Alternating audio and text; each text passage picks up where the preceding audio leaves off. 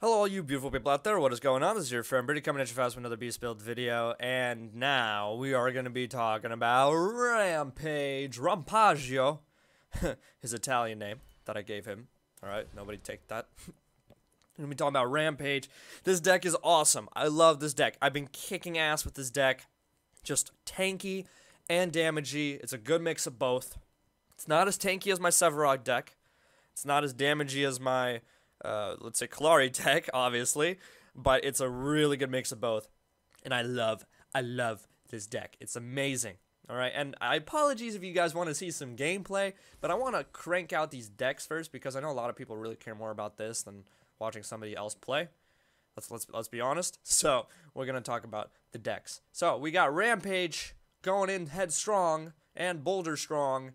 He's awesome, alright? His new passive gives him so much sustain in the jungle. He literally leaves jungle with full health every single time.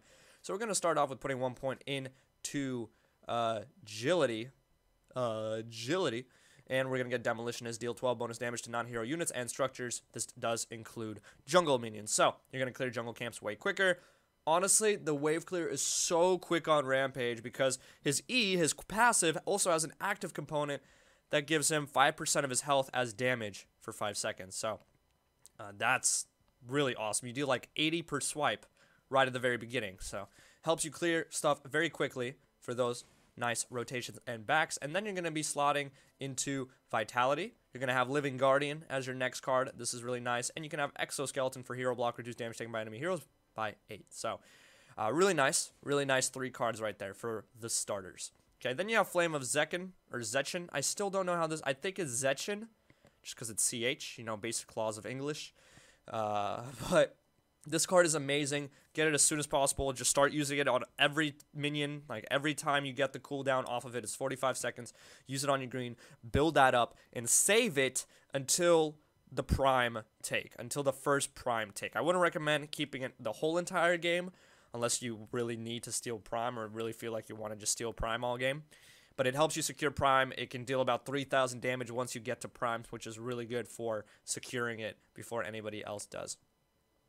Then you have Green Spring, which is great for armor. Again, we're building him kind of tanky. And it gives him health regen while out of combat as well, even more than usual. He has a ton of health regen once you build a lot of health on him. So that's nice to have, though, early game before you get a lot of health on him. Tyrant, probably the best growth card for junglers. Just pretty mandatory. Rush this as quick as possible. Start getting those stacks. Start getting that power. Start getting that health. Pretty awesome. Pretty awesome. Okay, after 50 jungle minion kills, gain 200 max health. Nice. Now we're moving on to the next cards here. Vital Waters. This is a big one for Rampage. Gives you health regen. Increase all healing effects cast and received by 15%. So, again, it pairs well with his ult. Without, you know, needless to say, and with his passive as well. In the jungle, if you're fighting in the jungle, people better be careful because you're not gonna die too quickly as Rampage. Now, here are some cards that are a bit situational. I like Thorn Yomi. Returns 65% of damage taken for 4 seconds. This works really well because you regenerate your health so you can keep taking damage to keep giving back, to keep counterattacking. This is pretty good if you also want to deal damage, which you do as Rampage. And then Vengeful Mire is a bit more CC. Apply 100 move speed slow to nearby enemies after taking 300 damage. So yeah, that's a bit of a crowd control card there. I don't actually build anything in the intellect though, but if you decide you want to, you can go for this card and give your team a bit more CC. Unstable Cyborg is also a fun card to have. It gives you power, gives you basic armor, and has a 20% chance to deal 125 ability damage to all nearby enemies when taking damage. Now, 20% chance doesn't seem like a lot, but with this new attack speed, you are getting hit so frequently that you can have this effect go off every 0.4 seconds, which is the cooldown. Next, One of the Tribe. This is a late game card for sure. A lot of agility, but gives you a lot of health, a lot of power, and you gain 15 power for each nearby allied hero. So again, in team fights, that's a really nice thing to have. So your final deck is going to also have Unbroken Spirit in it. I'm surprised I passed this. I guess I'm just I don't know, guys. I had very minimal sleep. I'm slowly dying on the inside from all this grinding, but I chose the life, okay? Life chose me. Unbroken Spirit, basically thermal bond, power, health, ability, armor, just great for tanks. So having Unbroken Spirit, having one of the tribe, and then you could also have Unstable Cyborg here. I actually kept Vital Waters in my final build. So this is 7 Vitality. This is 9 Vitality, so that's 16. And then this is 3 Vitality, so that's 19 Vitality, 13, and 13 Agility. So 13 Agility, 19 Vitality for these final cards. This gives you a lot of health. This gives you a lot of health and armor, and they both give you a lot of power.